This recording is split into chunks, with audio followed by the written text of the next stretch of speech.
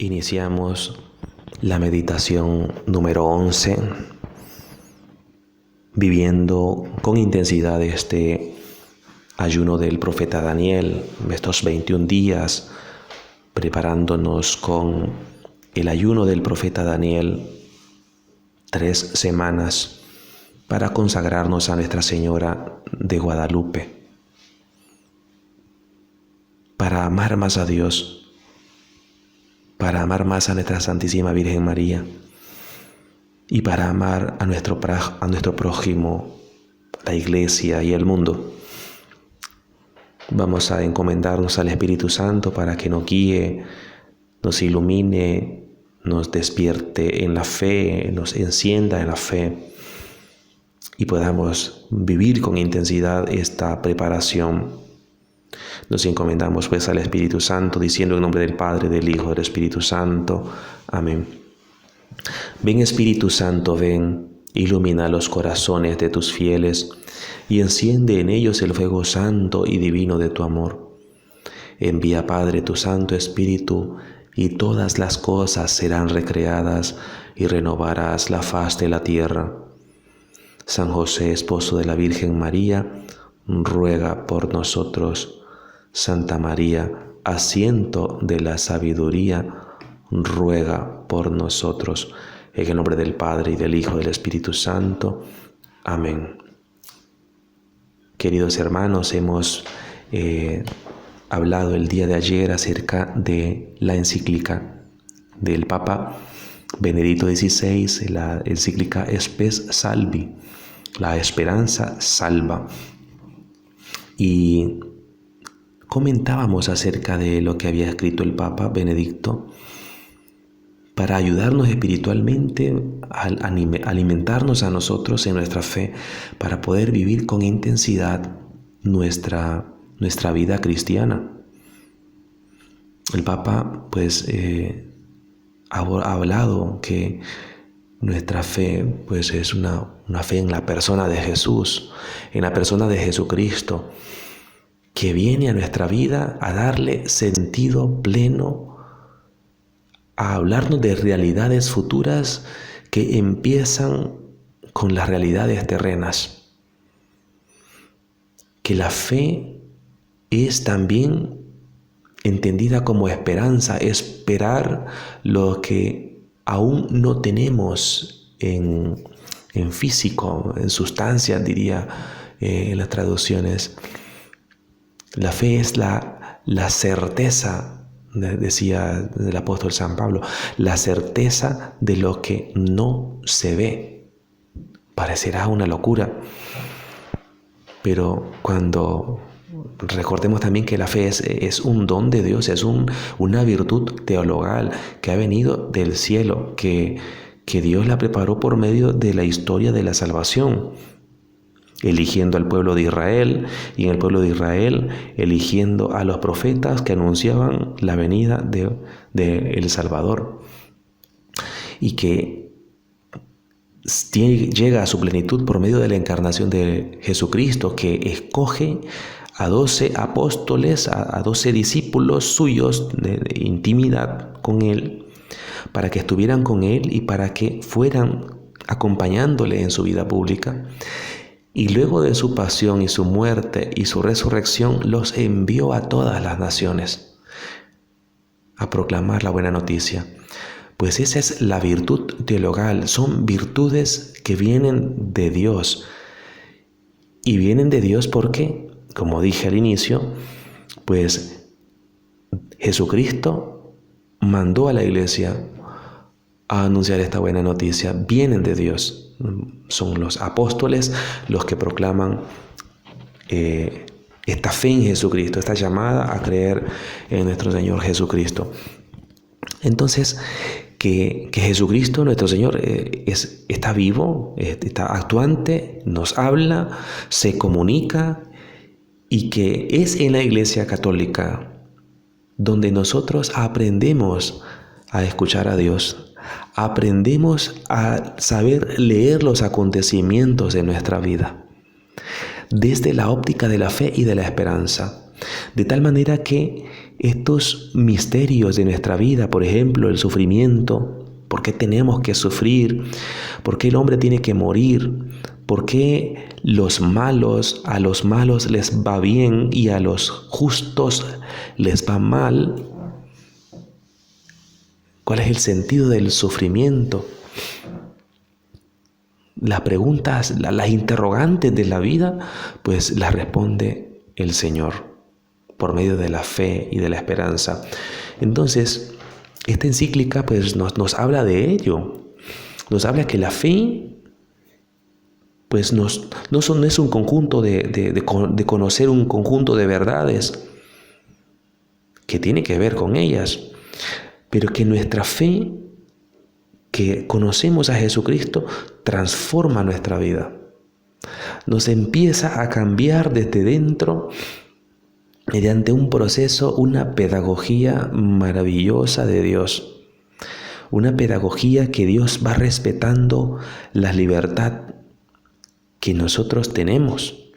Dios se nos hace el encontradizo, como los caminantes de Emaús, que Jesucristo resucitado se le acercó y esos caminantes de Emaús iban tristes, iban cabizbajos. Y Jesús les preguntó de qué iban hablando por el camino. Y esos caminantes le decían: ¿eres tú el único que no se da cuenta de lo que ha pasado en Jerusalén? Que Jesús era un gran profeta, no lo reconocían como Señor. Era un gran profeta de obras y palabras que caminó entre nosotros. Nuestros jefes religiosos lo tomaron y lo llevaron al suplicio de la cruz. Le comentaban ellos al peregrino. Y Jesús los escuchó. Escuchó lo que sacaban de su corazón, las impresiones que tenían estos caminantes de Emaús, que el Evangelio pues no los menciona. Esos caminantes, meditándolo bien, somos nosotros, que nos preguntamos, porque hay gente que buena y que le va mal en la vida. El caso de Job, el justo Job, cómo sufrió Job. Y sus amigos le recriminaban a Job que había pecado y por eso le estaba yendo mal, porque la concepción judía de aquellos tiempos era que si usted había pecado, la consecuencia del pecado era la muerte y los sufrimientos, o mejor dicho, los sufrimientos y toda tribulación y la muerte como castigo de los pecados. Y Job decía: pero yo no he caído en pecado. Job se examinaba así por dentro y decía: yo no he pecado contra Dios. Y Job era una prefiguración de lo que sería Jesucristo nuestro Señor. Una prefiguración de Cristo. Que Jesucristo nuestro Señor pues pasó haciendo el bien, hizo milagros, habló la buena noticia, le dio su lugar a la mujer, quería a los niños, a los pobres, sus predilectos, y les dejó en herencia a los apóstoles un memorial, el memorial de su sacrificio, que todos nosotros lo celebramos en la misa, la Santa Eucaristía, los sacramentos. Jesucristo nos entrega su corazón en los sacramentos, y que los sacramentos nos salvan. Pero para que nosotros podamos beneficiarnos de los sacramentos, donde está el corazón de Jesús, específicamente en la Eucaristía, tenemos que entrar en un proceso, en un camino donde Jesús se nos hace el encontradizo, se acerca, porque es Dios quien tiene siempre la iniciativa. Es Dios quien siempre sale a nuestro encuentro. Es que Dios está enamorado de nosotros. Dios quiere que vivamos, porque sabe Dios que nuestra vida es Él mismo y sale a nuestra búsqueda. Pues entonces Jesucristo, nuestro Señor, se nos hace el encontradizo y camina con nosotros, y nosotros no nos hemos dado cuenta. Nos vamos a dar cuenta hasta que se despierta la fe posteriormente a la explicación de la Escritura. Como les pasó a los caminantes de Emaús, Jesús los deja hablar. Y después de escucharles, Jesús les dice: ¿qué duros de cabeza sois? ¿No habéis entendido la Escritura? Que el Mesías tenía que padecer, tenía que morir para entrar en la gloria.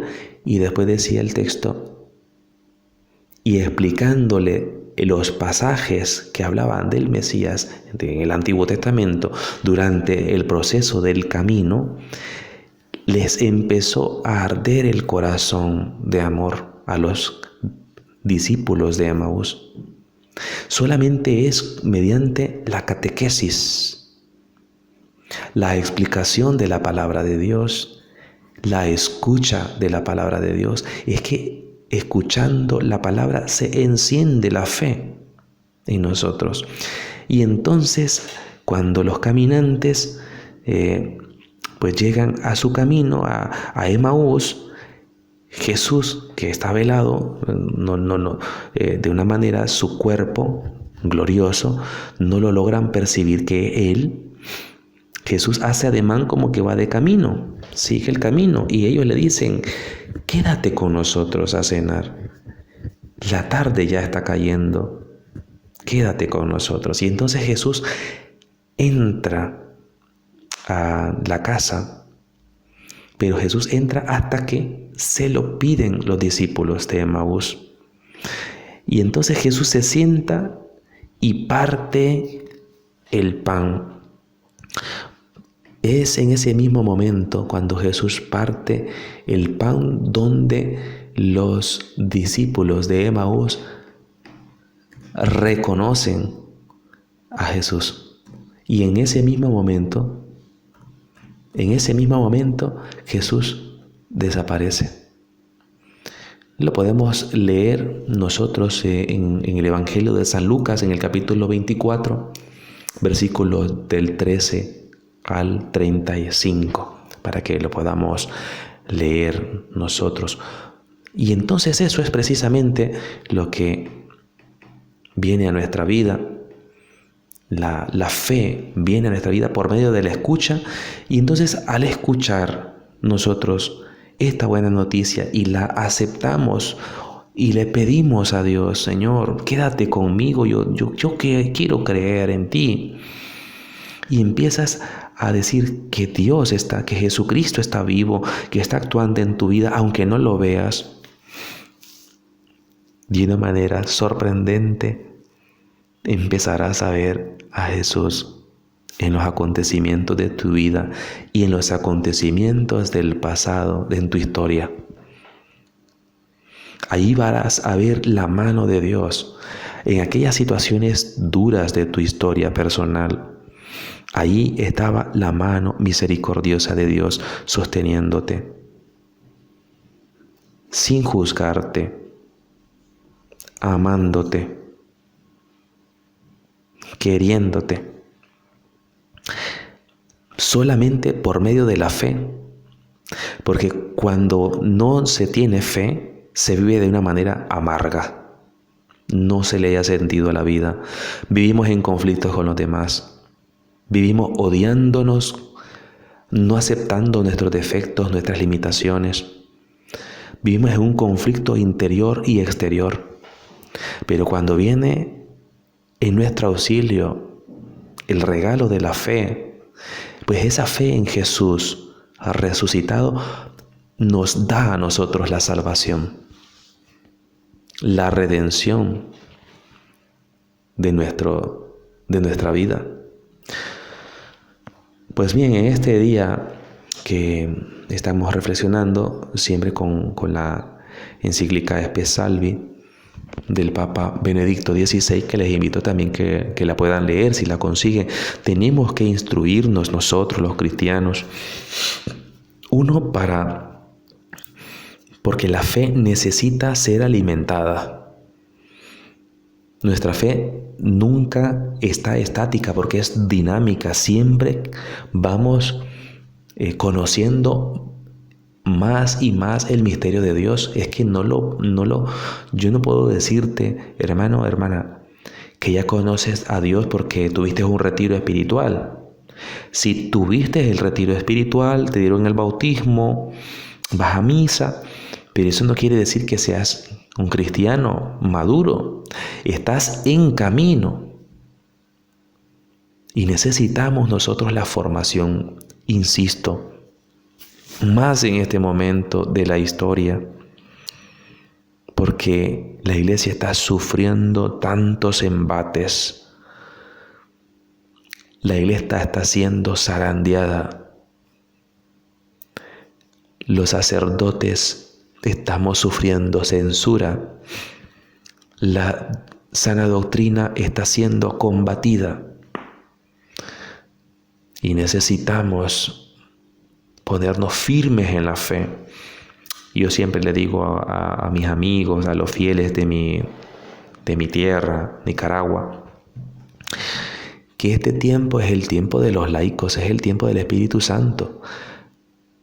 El tiempo en que hace 500 años llegó la fe a América por medio de los misioneros religiosos y religiosas, sacerdotes, que tuvieron una gran misión de formar, de llevar el Evangelio, de formar lo que hoy es América, fundando universidades, colegios, hospitales. Dieron forma, nuestros antepasados en la fe en América, dieron forma a toda la estructura educativa de América.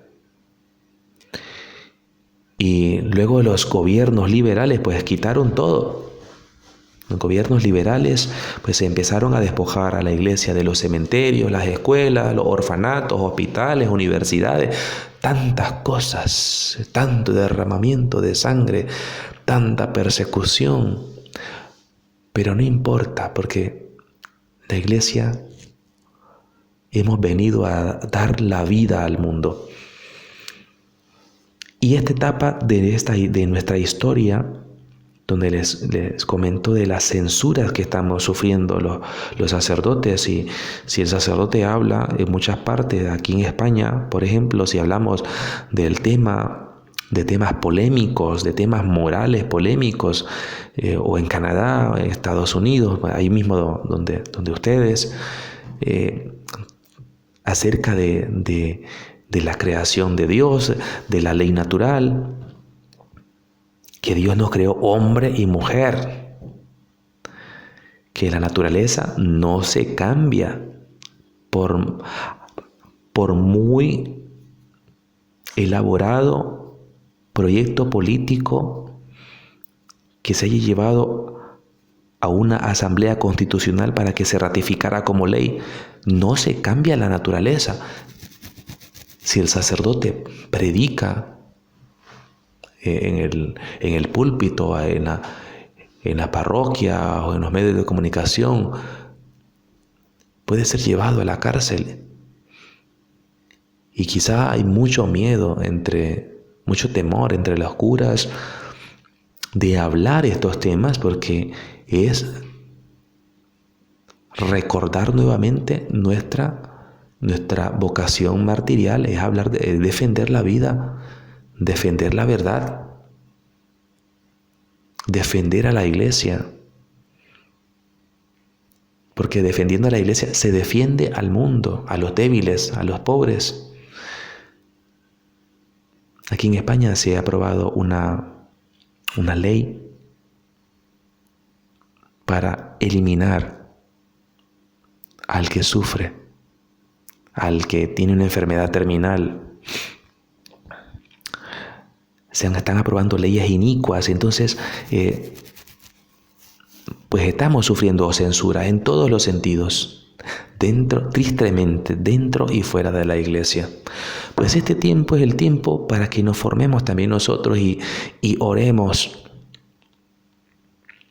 y vivamos este ayuno para que la iglesia tengamos valor, porque han querido desmoralizar a la iglesia, atacándola por los medios de comunicación, bombardeándola a la iglesia por los escándalos de algunos hermanos sacerdotes. Ustedes saben a qué me refiero, que nos duelen, obviamente que nos duelen, y que querramos o no los sacerdotes, pues tenemos en solidaridad que sufrir con los que no hemos cometido ningún tipo de delito, sufrir por consecuencia del pecado de otros hermanos sacerdotes. ¿Así?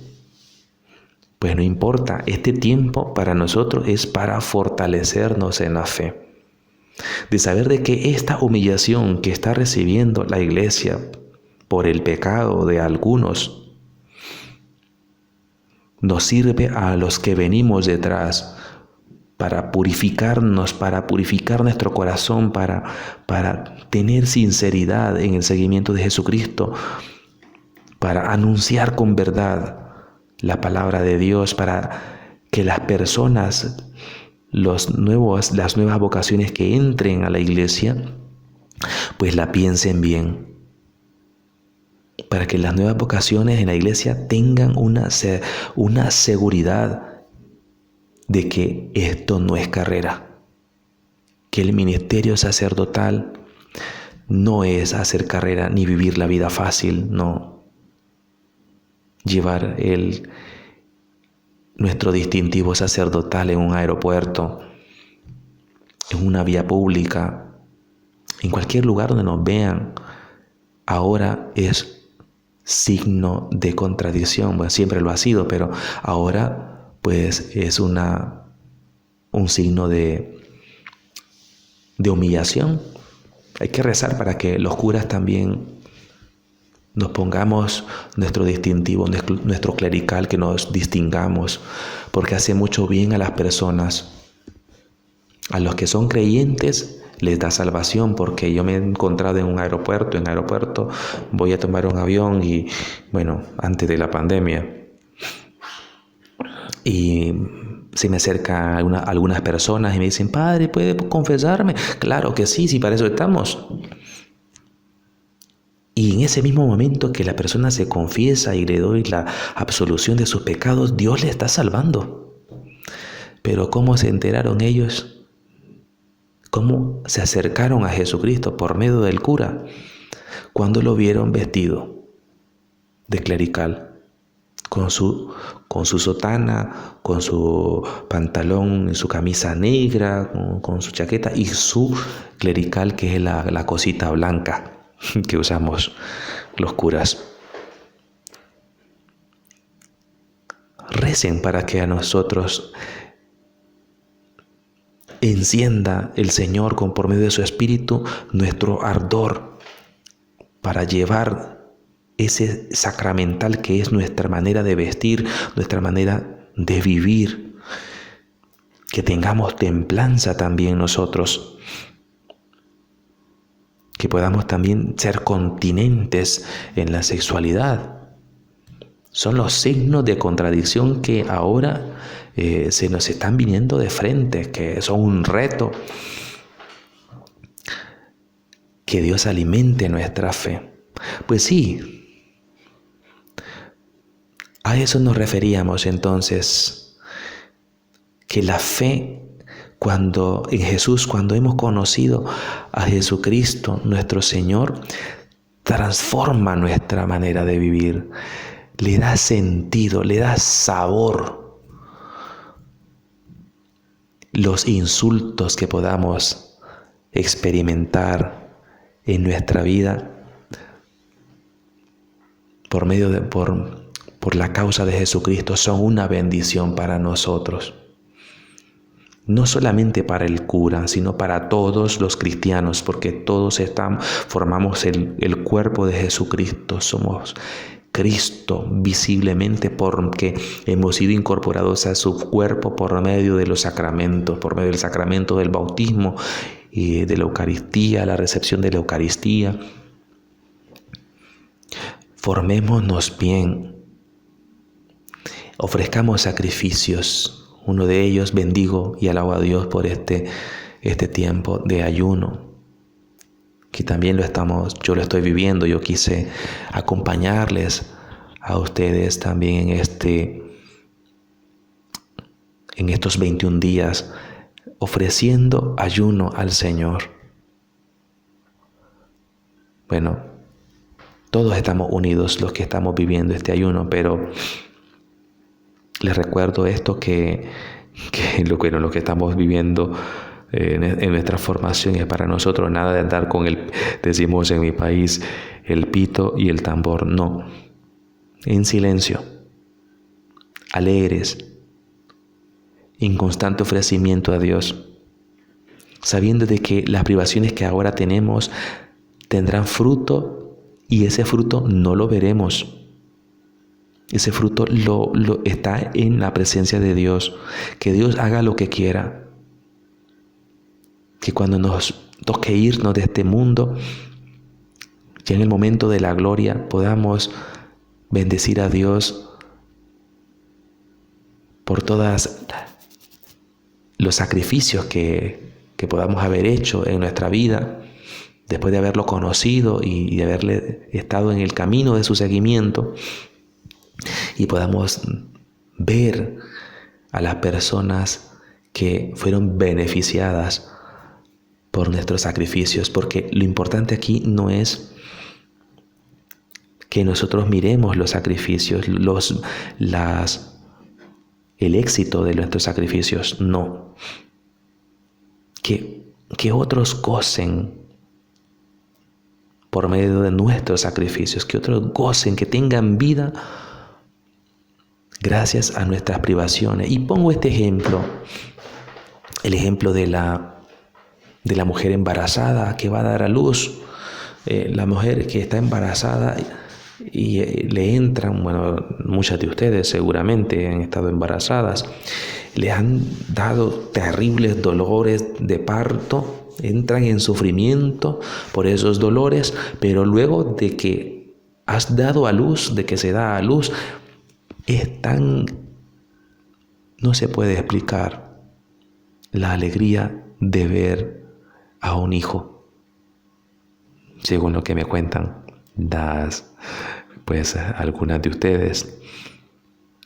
No se puede explicar de ver a un niño recién nacido llorando en los brazos de una madre o en los brazos del papá. Es algo que se tiene que vivir. Pues de esa misma manera nosotros estamos con estas privaciones voluntarias. Esas privaciones voluntarias son ahora como dolores de parto espiritual para nuestra vida, que van a dar a luz nuevos cristianos, que no sabemos de dónde, porque la idea no es, nuestro sacrificio no es para decir, para las personas del estado de California o de Arizona o de la Florida o de Nueva York o de México, no, es donde Dios quiera. Eso tenemos que metérnoslo en la cabeza. Saber que nuestro sacrificio tiene sentido y que va a dar vida a una persona de no sabemos de dónde. Puede ser de la China, puede ser de África, puede ser de Australia. Puede ser que nuestro sacrificio que hoy estamos haciendo pueda generarle vida, conocimiento, salvación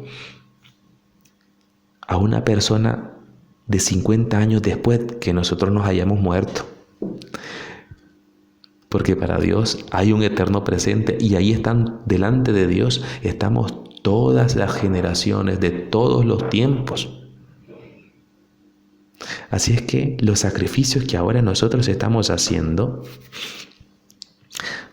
pueden beneficiar hacia atrás de la historia a algún difunto, alguna persona que necesita de oración, si hemos ofrecido alguna intención en nuestro ayuno por las ánimas benditas del purgatorio, o puede ser por una persona de este presente que estamos viviendo nosotros, que no sabemos de dónde Dios la va a tomar, Una persona puede ser de Rusia, pues el sacrificio que yo estoy haciendo, X, lo ofrezco al Señor y le digo, Señor, que este sacrificio sirva para que salves a otra persona donde tú quieras. Y Dios puede decir, pues, bendito seas, porque te pareces a mi Hijo Jesús. Y Dios puede tomar a una persona de Rusia, de China, de Japón, para que conozca el amor de Dios. Ya sabemos que lo que les decía al inicio, ¿no? Que la esperanza salva, que la misión que una religiosa, una familia en misión, un misionero en algún lugar donde no se conoce a Jesucristo, con su labor apostólica, acompañada también con nuestro sacrificio, se unen esas dos intenciones y Dios mueve el corazón de la persona que no conoce a Cristo y lo mueve a acercarse a Jesús y empieza el camino de salvación. Recordemos que la salvación tiene una dimensión comunitaria y una dimensión personal. Pues entonces, hermanos queridos, pues hemos reflexionado un poco acerca de esta encíclica Spes Salvi del Papa Benedicto XVI. Y nos cuenta el Papa allí en esa encíclica un testimonio muy hermoso que me impactó, me encantó, acerca de Josefina Bakhita, una sudanesa, una persona africana, una mujer africana que pues había nacido ella en esas tierras donde no se conocía a Jesucristo, y a los 9 años a ella, fue en el siglo XIX, a ella la capturan, se la roban y la llevan como para ser vendida, y la vendieron no sé cuántas veces, como 9 veces. Tuvo varios dueños, los cuales le maltrataban. Tanto el maltrato recibió esa pobre mujer que le dejaron 144 cicatrices el resto de su vida. Y que luego que un cónsul italiano la compró y se la llevó a Italia, y la llevó a Venecia, y en Venecia ahí conoció a Jesucristo, al cual le llamaba Parón, que quiere decir el dueño, mi dueño. Y esa mujer quedó impactada de haber conocido de que había alguien que se preocupaba por ella, que había alguien que la amaba a ella de una manera única, auténtica e irrepetible, que esa persona que la amaba había sufrido como ella, de una manera tan horrorosa como lo sufrió nuestro Señor, y que ella entendía que Jesucristo la entendía y la comprendía, que entendía sus sufrimientos, y ella pues tuvo un impacto. Conocer a Jesucristo le impactó y le cambió la vida, tanto así que en 1890, en el siglo XIX, recibió el bautismo, la confirmación y la primera comunión del patriarca de Venecia, y después ella le regalaron la libertad. Quiso entrar ella a una congregación de religiosas, de las hermanas canosianas, y desde entonces, con su labor sencillísima en una sacristía, arreglando las vestiduras litúrgicas para la celebración de la Eucaristía, manteniendo en orden toda la iglesia de las religiosas de esa congregación, de esa comunidad religiosa, atendiendo la portería, sonriéndole a la gente. Esa mujer tenía una serenidad. ¿Cómo es posible que una persona que haya sufrido tanto tenga una serenidad y una paz impresionante, como lo tenía Josefina Vaquita. Hubiese sido distinto de una persona que no haya conocido a Jesucristo, porque hubiese estado amargada la vida. Podemos conocer a mucha gente así, desgraciadamente, ¿verdad? Lamentablemente, e incluso algunas veces nos podemos portar así cuando se nos olvida que somos cristianos, que no aceptamos en nuestra historia aquellas contradicciones, aquellos dolores, aquellos sufrimientos. En este caso, Vaquita, Josefina Vaquita, estaba completamente enamorada de Jesús y sabía que Jesús era el mejor patrón, que entendía sus sufrimientos, que sus sufrimientos tenían sentido. Y ella, pues también los ofreció por la salvación del mundo. Tanto así, tenía tanto ardor en su corazón que ella quería que la gente que no conocía a Jesucristo en su tierra y en muchos otros lugares pudiese conocer a este Señor, es decir, a Jesús. Ese era el deseo de Vaquita, y ese debe ser nuestro deseo, hermanos. ¿Cuántas veces hablamos de Jesucristo a los demás? ¿Cuántas veces les alentamos?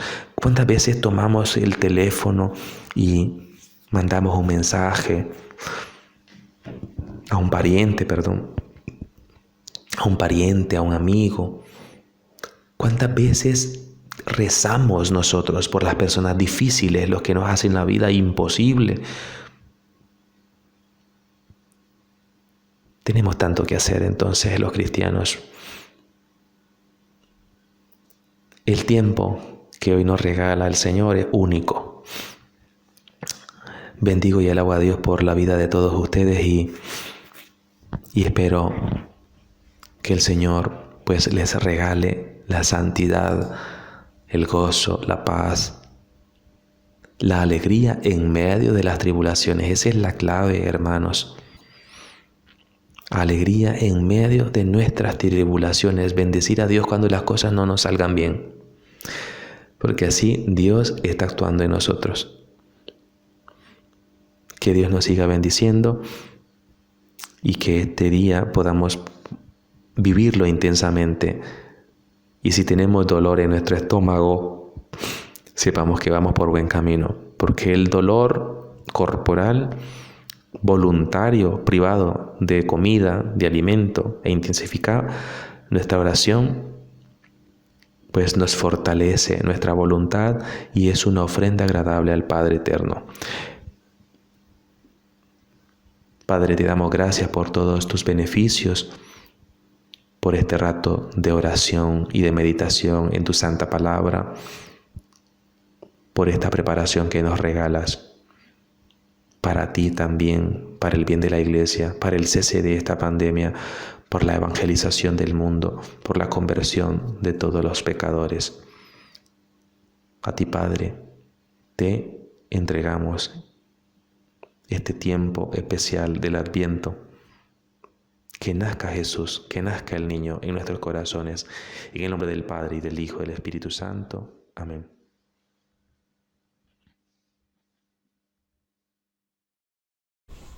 Hola, suscríbete a nuestro canal, dale manita arriba, comenta y dale a la campanita para recibir las notificaciones de nuestros nuevos videos.